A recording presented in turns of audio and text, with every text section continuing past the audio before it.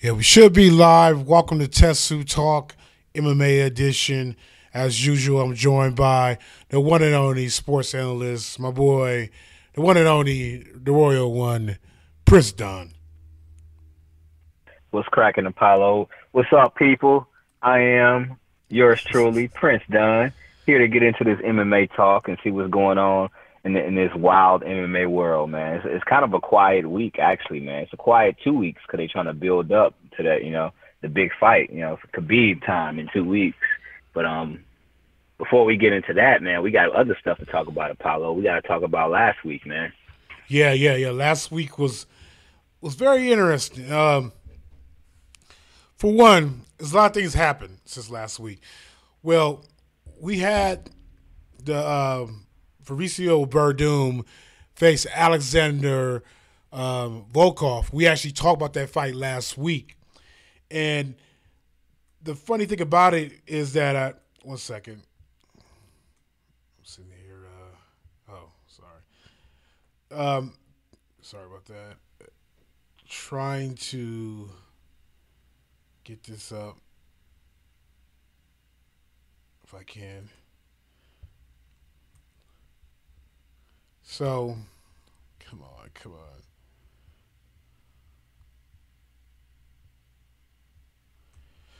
Yeah, so last week we had this matchup. We had Verdum versus Volkov. It was let me put it this way. Volkov fights always it's always the same to me.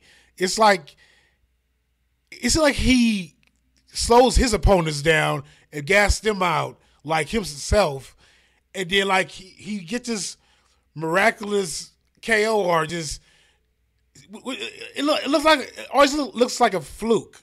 And when it comes to Verdum, that's probably the biggest challenge he has so far in the UFC. Okay, he fought Roy Nelson. Did he fight Roy Nelson, if I'm not mistaken?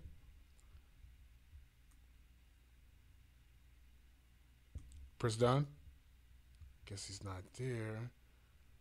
Huh. Yeah, he did. He did fight Roy Nelson, man. He whooped on Roy Nelson. But you know what? First of all, man, I gotta confront you, Apollo, man. Because the next time you say my man Volkov's name, you better put some respect on this man's name.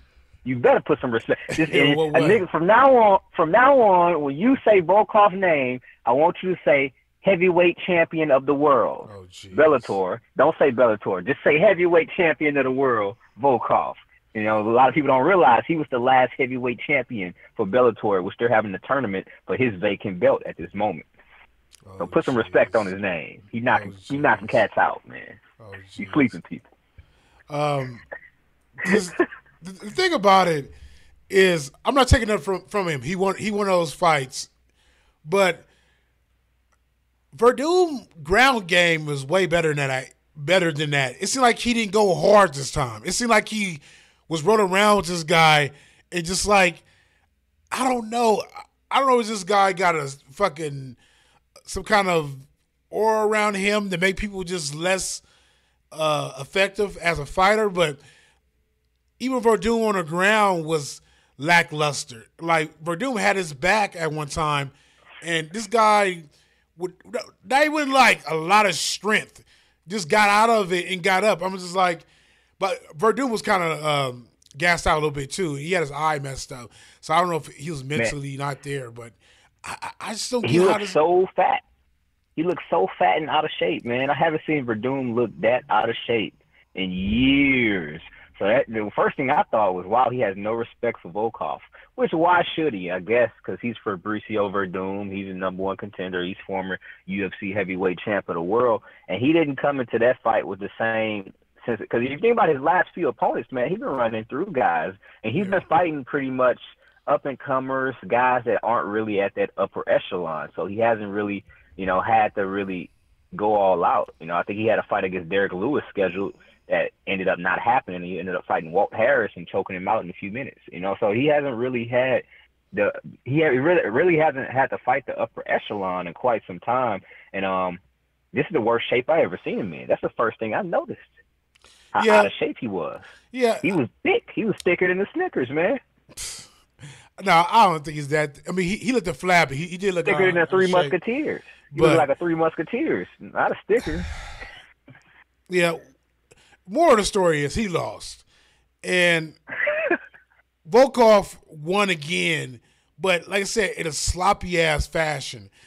So where I'm going with this is with this right now is he's pretty much how the heavyweight division been cleaned out in a way. He's a guy that's in the mix for a title shot after Cormier and Stipe and Miocic. But I want to before I touch into that in depth about that Stipe DC fight and who should get a shot. I actually, matter of fact, I'm still gonna touch into it, but I'm gonna give you more contenders possibly. Just recently on Instagram, we had Francis Ngannou. So he decided to go on Instagram, and I guess he's trying to get himself back in the limelight or something like that. He went on Instagram. Let me see if I can make it, a little wider. 1 second. So he went on Instagram and pretty much called out Derek Lewis. And Derek Lewis is a guy that's in the mix too in a way. He came back. He considered retirement. He came back, and he's kind of like on this lightweight winning streak. And who's a better person to take out to get out the way than Derek Lewis? I don't know why he didn't call out Volkov. I mean, I think that's an easier fight. But he said on Instagram, Derek has been talking some of his shit while I was off. Can someone please let him know that I'm here now? So if he really wants me, he should send his manager to deal with UFC. So, Dunn. Yeah. How you feel about this fight if they make this happen? Hey, man, they going to make this fight happen 100%, I feel. This fight is a year in the making. Derek Lewis been calling out Francis Ngannou for about a year now. Really? He wanted him before the Mark Hunt fight. And ever since, he's been calling him out on every opportunity for the last, year and a half. And he feels like he could beat Francis because, I don't know, for whatever reason, he sees holes in Francis' striking, which is a lot of holes in his striking, man. He's actually not that good as a striker at all. Actually, he just hits so fucking hard. But Derek Lewis has been wanting this fight for quite some time, and now finally Francis wants this fight because with Derek Lewis, it gives him more time to work on his wrestling. Yeah. So he could continue working on wrestling without the threat of the fight realistically going to the ground.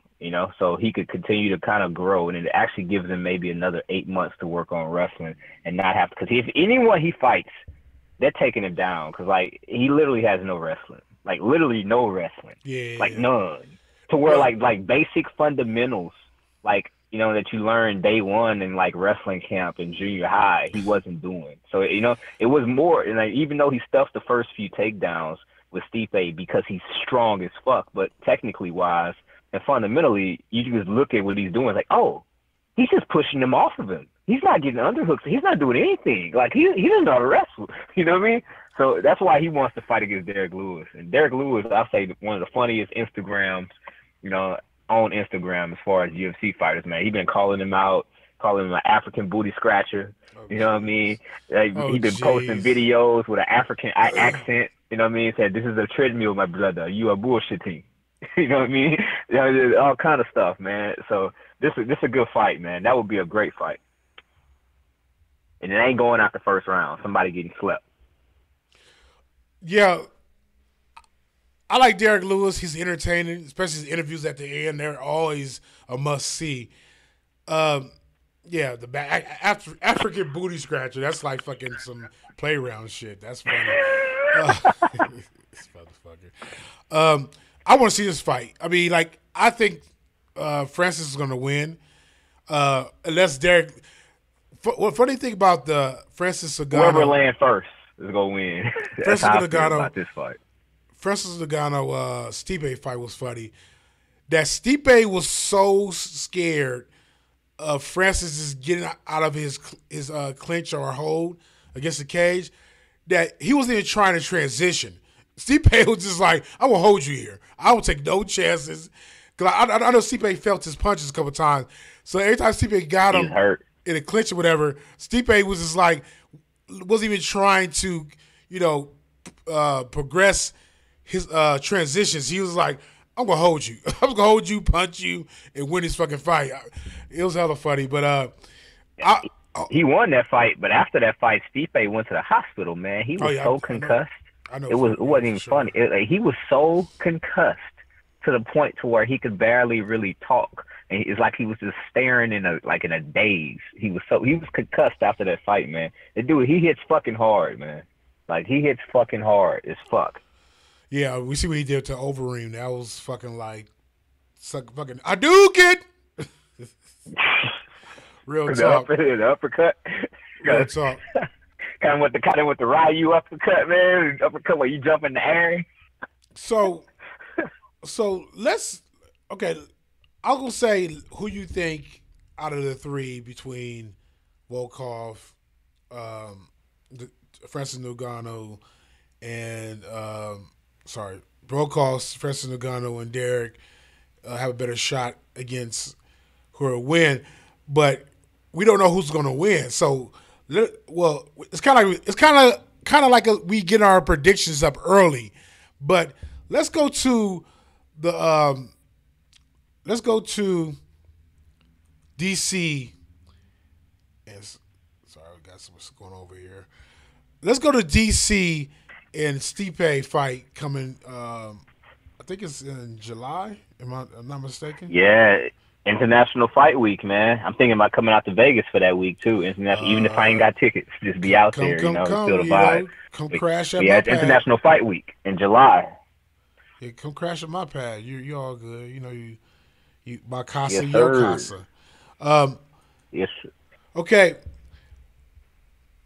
Who do you think is going to win this fight? Because I want to do something. I want to try to predict who's going to win this fight, and then from there, let's try to think who's best to compete against that fighter. I'll tell you what. We've seen Stipe versus Francis Ngannou, and I think we'll never see that fight again. Okay. We know how that fight ends. And Francis Ngannou, he better pray to God that DC don't win, because he don't want to see DC. Like that Francis Ngannou versus DC, he will pick him up, throw him on his head, beat him, and choke him out. He will finish Francis Ngannou in 2 rounds. It would be embarrassing. It would be a career ender for Francis Ngannou if he fought DC. And then you go fight a thick DC. DC ain't gonna be dieting. You feel me? He gonna have all the water and Popeyes in him. So he gonna come out there ready. So DC gonna have all his weight with him.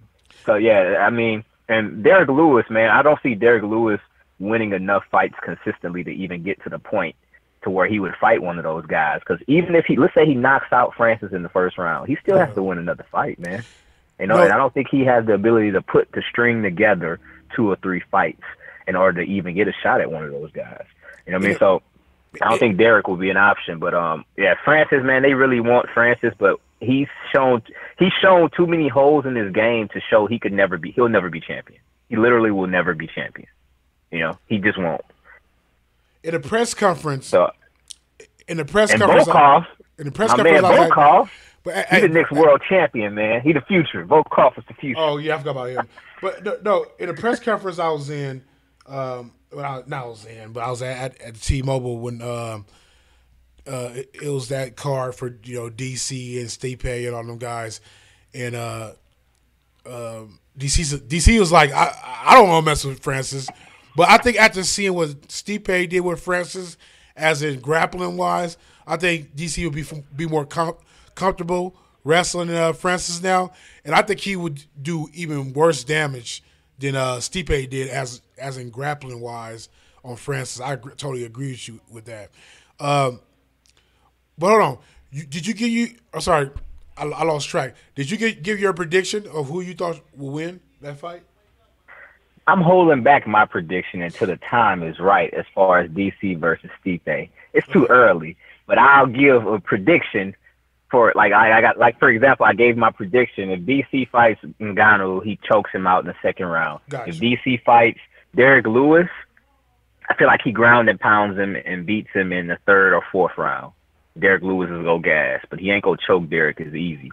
And if he fought Volkov, I think that fight could potentially go to decision, DC by decision, or it would be DC by submission. And as far as Stipe, I think Stipe knocks all three of them out. If he fought Francis Ngannou again, he would literally use his wrestling a lot sooner, and I think he would get the TKO. Because he should have got the TKO in the third round, but the referee just let my man get hit in the head like 25 times in a row for whatever reason. So you don't think, as far as Francis, he let him get hit in the head literally 25 times into the bell rung. I was wow, really? So you don't think that Volkov can use that give Stipe the Volkov syndrome where everybody he fight get gassed out and he knock him out? You don't think Volkov can do that magical? I really don't. I really don't, man. To be honest, man, I was joking earlier, man. Volkov put some respect on his name. He is a former heavyweight champion in Bellator, but to be perfectly honest, if he's fighting one of those guys for the championship of the world, they're not fighting in some country that's outside of the U.S. They're not fighting at 1 o'clock in the afternoon or 10 in the morning. Right. You're fighting in Vegas. You're fighting at night, and you're fighting on U.S. soil, and also you're fighting for a championship. So whoever you're fighting, they're not gonna come in looking like a Three Musketeers, like Fabricio Verdum, like they didn't train for you at all. Like they're gonna come in there in peak condition, and they're gonna be ready to finish the fight. So I feel like he had a perfect storm, to be quite honest, man. I feel like if Fabricio prepared the way he would have prepared for a Kahn or for a DC or for a Stipe, I feel like, or even for like a Travis Brown or somebody, like if he would have prepared the way he usually prepares when he's fighting opponents, he would have got the finish. And he didn't show up that night. That wasn't the best Fabricio Verdum we saw. So it's unfortunate because he was number one contender. So that's gone now, and he's 40 years of age. Yeah, like I don't know how he damn do that up close in person. Yeah, I really don't know how he let that happen. Like you said, he was gassed, but same time, it's Fabricio, dude. Like Fabricio, man, he came out there. You saw his stomach, you saw his man boobs, you saw all his back. And he had no type of definition in his back. He had his shorts on, and you saw like the love handles hanging off the side. I'm like, what is going on right now? Like my man just got on the plane. He was just like, let's go and choke this man out, man. We ain't trained for him. We're gonna just choke him out. And it didn't work out. He was shooting takedowns like crazy too. He even tried to pull guard a few times. Yeah, like he had him down on the ground, and that's where Verdum is fucking a master at. He's like the heavyweight.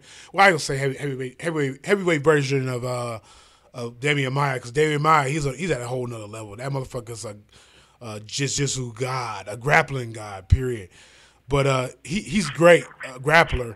So I don't know how that he let his ass get up, because like I thought it was a wrap. I thought and the thing about how he got up was just so sloppy. I was just like, dude, this Volkov dude is the luckiest motherfucker in the world. But yeah, like I think Volkov is going to get a title shot, and he's going to get knocked the fuck out, because like that ain't what happened against a DC or a Stipe. And I think I agree with you. I think with DC, if he's champion coming out of that fight, I think Francis he fought heavyweights before. That was big. But I don't know. I think Francis is a whole nother beast. I think that'd be too scary for him. I think DC will lose that fight. Just he get clipped somehow. Because DC he can't get caught, but like I don't know. DC got a chin though. I'm not sold on Francis though. But the thing is, he's fighting at light heavyweight, so guys are a lot quicker, a lot faster. This dude, like, and people like to say, okay, he's a great athlete. He's not a great athlete. He's a very, very, very strong, muscular huge human muscular. being. He's not a good athlete. He's not a good athlete at all. No. I mean, you could get it. Go find a 300-pound. There's a 300-pound defensive tackle that's like 30% body fat. You know what I mean? That's overweight, man boobs, big gut, that will outrun, out bench, out quick, out everything Francis Ngannou. You know what I mean? Defensive tackle. You know what I mean? Aaron Donald or somebody that looks like, you know what I mean? So he's not a great athlete at all, you know? So he's kind of been overhyped in as far as his athleticism goes. Look at his feet. He doesn't move his feet very well. Yeah, he doesn't. He's very explosive. He's very muscular. He lifts weights, and he's very strong. But he's not would be able to avoid his power punches. And all he needs, like, this man has, like, I'm telling you, like, this is an Olympic level wrestler. So, like, the first takedown that's the fight. He's not getting up. Like, he's literally not getting up. You know what I mean? You understand? When I say he's not getting up, he's not getting up. You know what I mean? He's down there for good. So I just, you know what I mean? And that might make him cautious and not be as explosive. And if he's cautious of the takedown, then you're getting taken down regardless. Whether you're cautious or whether you're reckless and explosive. You're better off being reckless and explosive and hope for the best. You know? But before we close the show, man, we got to talk about the recent news that's been announced, man, as far as Colby Covington versus Rafael Dos Anjos in Rio de Janeiro, Brazil. I'll go bring that up. For the interim welterweight title of the world. You know, the winner gets to fight Tyron. You know, it's gonna be UFC 224 in Rio. So they sending Colby Covington all the way to Brazil, and they probably gonna have all the security in the world. They might try to put something in his milk. You know what I mean? Might try to slip. Get my man gotta watch his cups. Might try to slip something in his milk. And I would, if I was him, I would take like the military meals, like the MREs. You know what I mean? I wouldn't even eat there. I'm taking MREs with me. You feel like we're in the military, we're in Iraq somewhere. I wouldn't even eat there, man. And him, you know, it's gonna be a rough one for him. Is he still doing that wrestling shit like in TNA? Is he? I seen a clip of him in the TNA, and I was just like, dude, it's terrible. Yeah, like, dude, terrible. Like, dude, terrible. I understand. I understand you at the level where WWE's gonna call you up real quick, but not TNA. Just I mean, unless they pay them good, but dude, I know their checks are bouncing. I don't think they paid him good. I think Bonner put him on. I think Bonner put him on. No, they'll pay good at all. They pay their wrestlers good. Like I think Covington, he's cool, but I'm just not impressed at all. Like I think RDA is going to get him, dude. Like I think RDA. I see RDA last fight showed that RDA is in another zone. I think he's more healthier. You know, I feel more full as a fighter, as you know, healthy at that weight. You know, other than 155. So I think he's a better athlete at that weight because he just he's not cutting so much weight. Yeah. So I agree. He's a perfect example. Him and Anthony Johnson, they're the perfect examples of cutting weight to be the stronger man isn't always the best thing. Sometimes it's better to just fight guys your size and fight at your ability at your peak. You know, him and Anthony Johnson, who's like 230 pounds right now, who's an amateur bodybuilder, by the way. You know what I mean? Motherfucker fought at 170. Right. It was funny when he went up weight. I was like, this motherfucker look funny. He like motherfucker like a Thundercat or some shit. But it kind of grew into him because I was used to him being smaller. He motherfucker look like a pit bull. Look like a fucking pit bull. See how pit bulls? They had a big ass head. No, he looked like a seriously. If a Black Panther was half human, that's what he looked like because he got a cat features like cat. Jaw. He got like blue eyes. Hey, he got cat black eyes. As my shoes, but got blue eyes. You know what I mean? Shout out to Anthony Johnson too. I don't want to disrespect you, brother. I'm a big fan. I was about to say that. No shade, because I love Anthony Rumble Johnson. Like I wish he was still wrestling. I mean, I was still fighting, but yeah, I do too. I wish he came back at heavyweight. Him versus Francis Ngannou. Yeah. Somebody going night. Yeah. I ain't gonna be Anthony. Yeah. It ain't gonna be Anthony. You like see? He's like 230 right now. You like see the Stipe fight? He's an amateur bodybuilder right now. The Stipe fight. Stipe just bailed on all knockout mode. He's like, fuck that. I'm grabbing. But Rumble bang though. Rumble ain't grabbing you. He gonna bang with you. Fast hands, man. Fast hands. Yeah, he got faster Speed hands kills. too. He got faster hands too. But yeah, DC just like he's a good strategic fighter. That's all. His IQ of fighting is really good there. boxing, man. DC has very, very good boxing. Like, you could never really catch him clean. Like, Anthony caught him clean as it gets, but he didn't catch him in the temple. He didn't catch him in the ear. He didn't catch him on the chin. Because if he caught him on the temple, if he caught him on the ear, or if he caught him on the chin, DC would have been KO'd. You know, he hit him in the head, the top of the head, which is not the greatest place to get hit, but it's by far not the worst place to get hit. Yeah, so DC, he doesn't really get hit and hurt with shots because his boxing, he a little bit out the way. Like, he see the shot coming and he'll pop his shoulder just a little bit to where you're off target. You were aiming for his chin, but you ended up hitting his cheek. Yeah. You know, you're aiming for his temple, but you ended up hitting the side of his head. Like, you know, just that little, you know, like, that's his ability, his boxing. A lot of people think about boxing, they only think about hands, offense. Nah, boxing is defense too. So the ability to not get knocked out, the ability to not get hit with punches, the ability to roll with punches, the ability to take shots but take the steam off of them. You know? And so DC has very good boxing, very underrated boxing. A lot of people in MMA, they don't think about boxing from a defensive perspective. They only think about boxing from an offensive perspective when you're throwing your hands and throwing combinations. Nah, the ability to not get knocked out, to get hit with a shot and not get knocked out because you took the steam off of it. Yeah.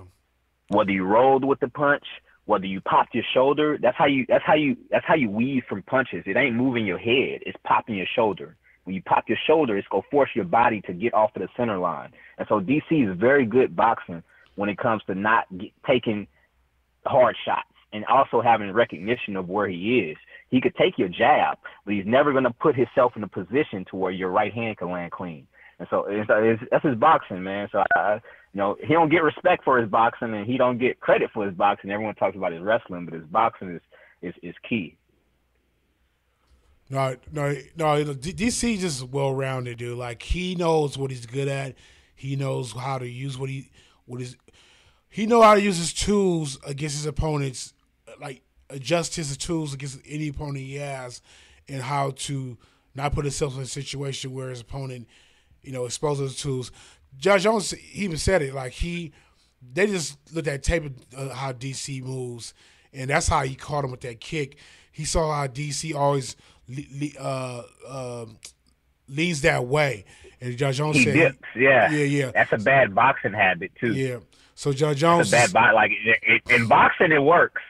In MMA or kickboxing or Muay Thai, you get kneed in the face or you get kicked in the face. Yeah, he got rocked. He got rocked because Judge Jones says a couple times he saw it, but he knows it was the right time because, like, you know, he didn't get DC counted. Doesn't really kickbox a whole lot. DC doesn't really kickbox at all. Actually, he just boxes. But he's from American. I mean, I don't know if I say that or not, but in the gym, DC don't really kickbox. Like, he'll be boxing with kickboxers. They kicking, he don't kick at all. He just boxes people. Yeah. He boxes. Yeah, that's what he does. That's his style. Yeah, I know he about doesn't even train kickboxing. He trains boxing. That's what I know about him. You develop bad habits. That he doesn't kick a lot. You develop bad boxing habits. He doesn't kick a lot. Yeah, he doesn't. He definitely go forward and you know, observe his opponent more than kicking and. But I like I said, if I was a full-time fighter, I'd be kicking my ass off at LA. I mean, I know you get your shit checked and that shit can you know, hurt after a while, but I'd definitely be kicking legs. You know, make a motherfucker think twice about coming in too close. You know, saying that's how my strategy will be as a fighter. But yeah, well, shit. I like to see that fight because, like, I think Covington is overrated. They'll overhype him, but, like, he's one of those guys that they do look as you know, a prospect, and I don't know, like, to me, I watch him and I go, he's not. Yeah, I look at him and I go, you're like, I forgot who he fought his last fight. His last fight was a more legit fighter. He fought Damian Maia. And because Dana White criticized Damian Maia so much, Damian Maya went out there and didn't Try to use his stand. jiu-jitsu at Yeah, try to all, stand. and Yeah, went out yeah. there I straight remember that. kickboxing, I remember and that. was whooping Kobe's ass I remember kickboxing. that. That's what's crazy. He didn't use his jiu-jitsu at all. So he came out there like, you know what I mean? Because he's trying to please the fans. The fans like, oh, you didn't fight. Oh, the way you fought, we'll get you fight Tyron. Oh, the way you fought, oh, the jiu-jitsu. And so he went out there and he listened to outside noise and made the outside noise affect his performance in the fight and lost.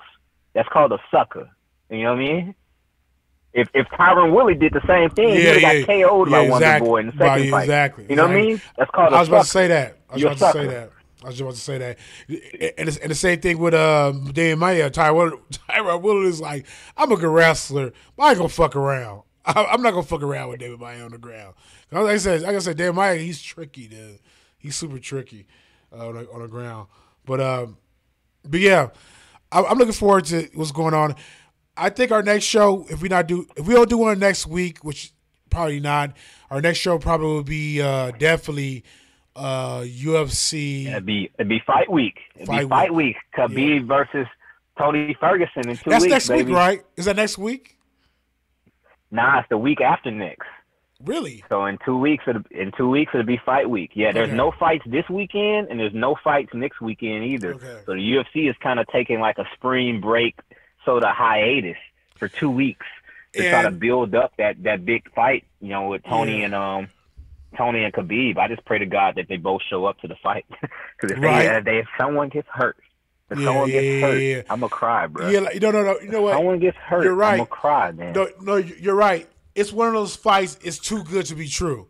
You know what I'm saying? Like it's like one of the fights. Like it's. This will be the fourth time they've tried to make this fight, man. If somebody pull out, I'm gonna cry.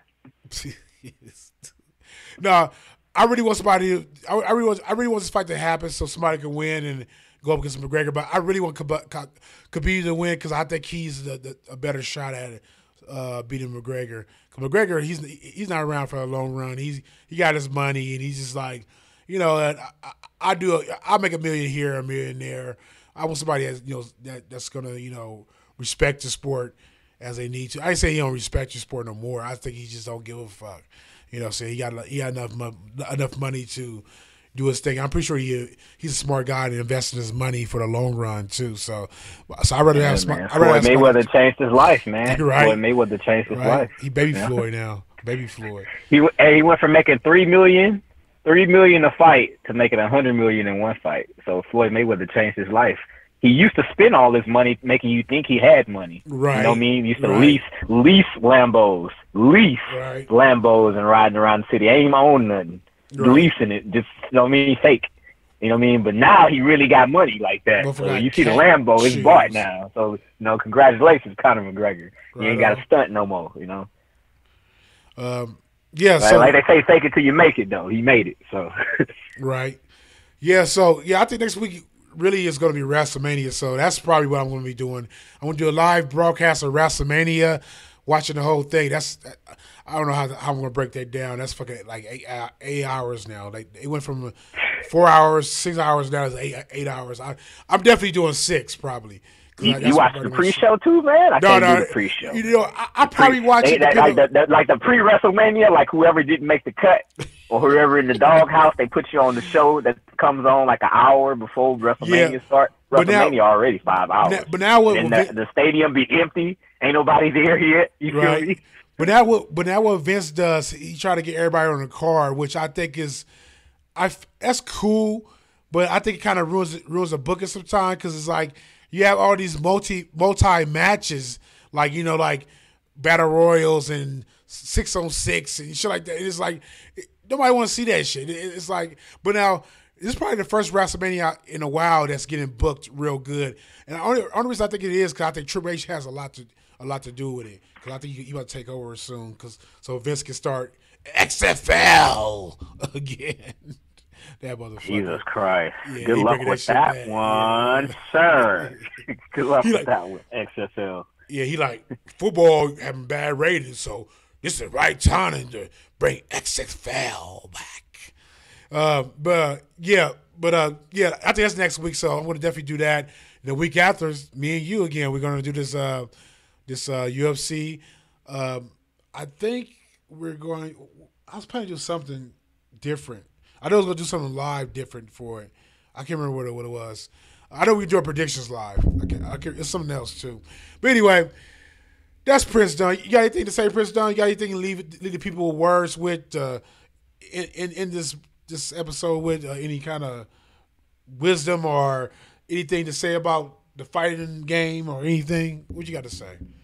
Nothing? Man, I'll just say this.